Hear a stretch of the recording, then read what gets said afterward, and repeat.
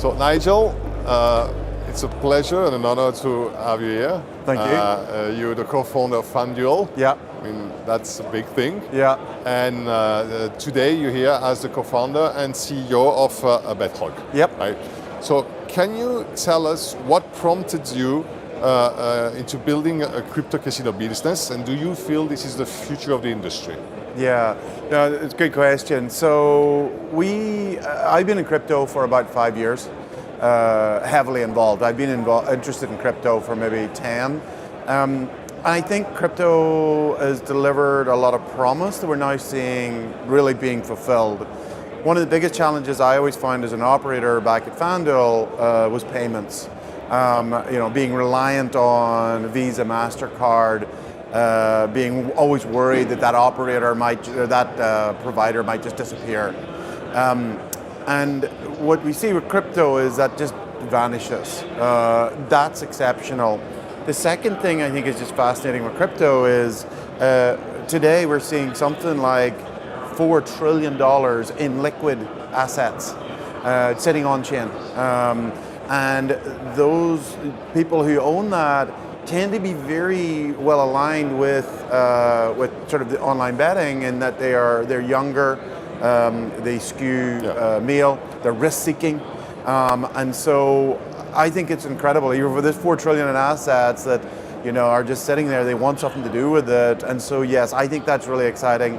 I think the third thing, when we look at the landscape, is we actually think crypto casino is one of the areas we've seen the most innovation in online betting, right. Whether it's crash games, whether it's just allowing people to bet in the currency of their choice. And so that's where we think is the most interesting part of the industry right now, and that's why we're there. Right. I mean, on the point, we've seen it with companies like Stake, flourishing with crypto, but not just crypto, this new generation. Yeah. And having their own games, their own set of games.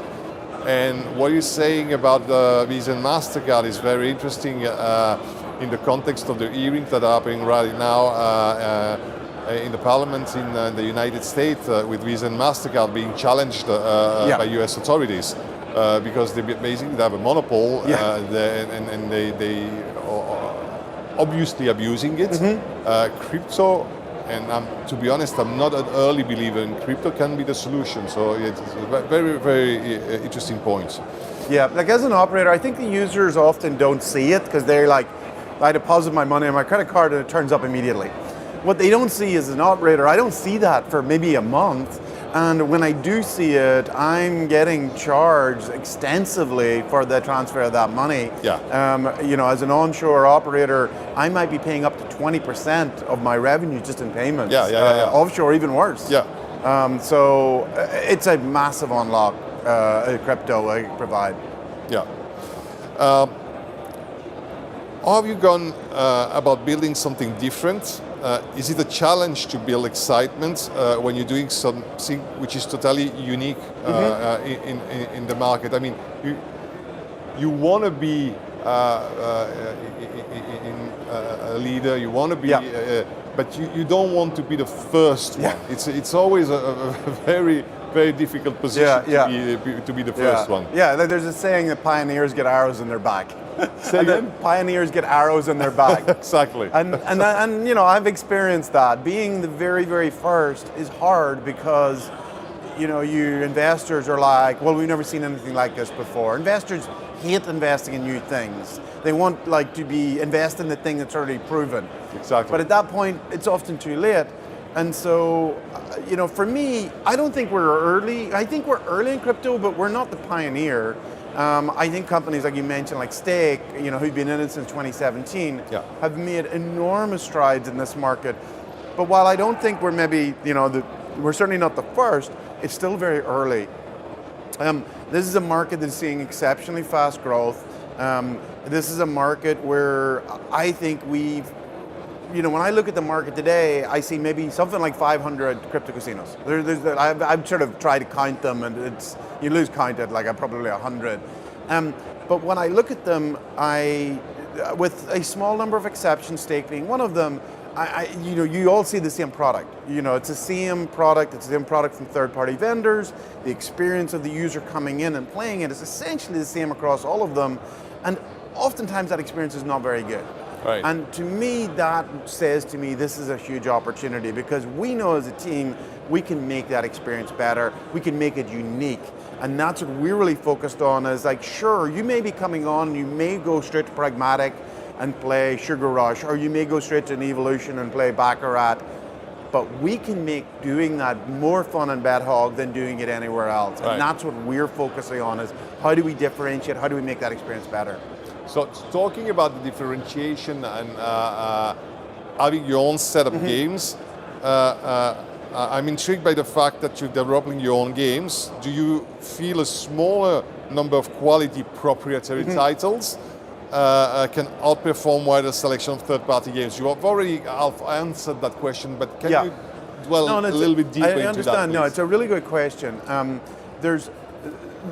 What I view is, I think you need to have both. We see it with users, like you do want to have, and we have 6 original titles, which we've invested a lot of time and money in building to make their super high quality. But we have plenty of VIPs who come in and they go and find a game in our roster that I don't even know exists. And that's what they play. And so, and not having it would be a major detriment to that player. Like they would come in and say, where's this game? And I would be like, I don't even know this game exists. So we aim to have both. The way we think about differentiation is really threefold. One area we think about is having unique titles. Those are the things that we build, and we make sure they're super high quality. Number 2 we think about is what is the meta game? Meta game being not Sugar Rush, not Baccarat, not Blackjack. What is the game around that? If I'm playing Sugar Rush on BetHog, what's sort of my progression? What's the sort of the experience of coming in around that we as BetHog are delivering? And then the third thing we think a lot about is just the kind of, how do I smooth out the experience? Like maybe I was on bitcoin.com and I saw a promo code and I came in, is that experience really smooth? Am I like, or is it really confusing? And surprisingly, and I just stuns me in this industry, is for most operators, that experience is very confusing. Like I come in, I saw a promo code, I got to a page, but the promo code disappeared, and I don't know if I'm getting it, so now I'm emailing customer service. That experience is terrible for users, and that's something that we're really focused on. And I would say I register my own product certainly every week, sometimes several times a week, just to see, is that experience really good? That first-time user experience of coming in, depositing money and playing, is that really smooth? And we regularly put out that to new players. And stunningly, when I test competitor products, I'm always like, why is this so difficult? Like, this should be the easiest experience in the world, and you're making it really hard. And we're not there, but we think there's a lot of improvement can be had there. Yeah, we often talk about innovation, but the devil is in the details. Right, And this user experience is very important. We've run a B2C operation on our own platform, and I was doing the same like you. I was going there. They were always calling me and they were saying, if it works on Alex's computer, it's going to work everywhere. And I was breaking the website. I was doing things that nobody will do, but then you have the user having a problem, and then you tell it to the software developer, to your... and they say, but it works on my computer. But it doesn't work on their computer. You absolutely have to. And it's incredible when you spend time with users, you see the massive range of scenarios and devices that they're using, and you're like, oh my God, you sitting at home with good Wi-Fi, on a PC or Mac, you're like as optimal environment. Well, go and get a crappy iPhone in an environment with per data and try your product there and see what happens. Exactly. And that's kind of the more of the user experience. And especially now with mobile being like 80% of the users and having so many different mobile versions. OSs and sizes of phones, and now it's flipping phones, etc. It's very, very relevant. Where you see the product and you're like, look, it looks great. I just can't see the bet button. But I've seen that so many times on our product as well. We're like, it looks great, but we can't see the bet button. Right. So we were talking about being a first mover. I mean, from my own experience, we've created in 2015 the first virtual reality casino. I thought it was going to be something in 2017. We're in 2025, 10 years after. Yeah. It didn't happen. Yeah. And even when it's going to happen, we're going to have to wait 5 more years for the stores to accept the gambling industry inside. Yes. So let's say if 2025 becomes the year of VR, virtual reality, 2030 should be the year when we will be able to have gambling apps inside VR stores, which is 15 years after we started creating VR and investing 1.5 million there. So that's why I told you before, you don't want to be the first mover. Yes. And my question to you, as you are one of them, when I look at your career, you do look like a first mover. Does it ever get lonely? How do you feel being in that place? Yeah, so I think there's a danger. I'll give you an example of something that we did. We launched a prediction market back in 2007. It's called HubDub. And it's funny, for 15 years I've always had to explain to people what a prediction market is, and then Polymarket came up with launched theirs 2 years ago and had massive success, way more success than we did. I do think that sometimes with new innovations, you can innovate too much. VR might be one of them. Like, the hardware just wasn't there. The consumer acceptance just wasn't there. And, sometimes you have the right idea, but you're just looking too far ahead. Completely. And I think we saw that, mobile is fascinating because the transformation from mobile we saw from 2009 onwards was incredible. But if you've been in the tech industry, like I have since 2000, every year from 2000 it was the year of mobile. It was the year of mobile. I remember. And I remember that the and same we were building. Every year was the year of mobile for me since 2004. Yeah. And it happened, I remember which year exactly, with Leo Vegas, 2012. Right.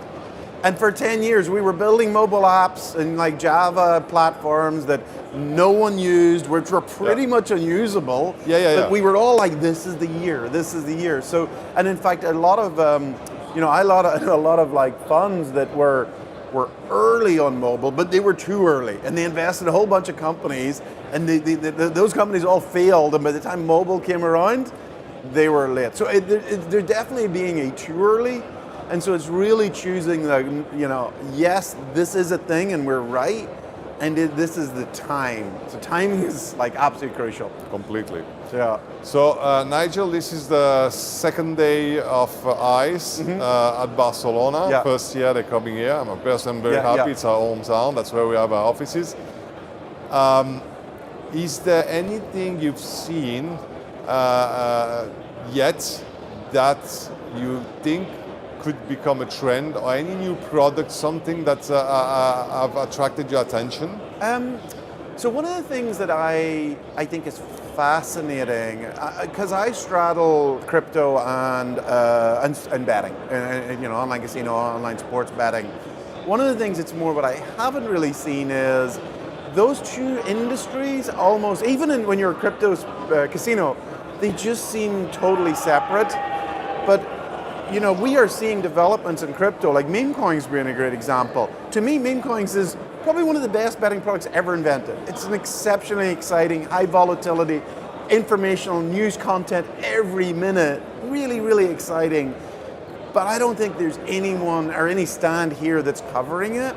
And so that's kind of the interesting thing to me here, is that these are two industries that are so very similar, but actually don't interface with each other. Right. And so that's something I think we're going to see a trend in, which is, crypto people, they are like, whoa, that's speculation. A lot of them are kind of, but to me, as somebody from the sort of the online betting industry, I'm like, that's speculation, that's great. People love this.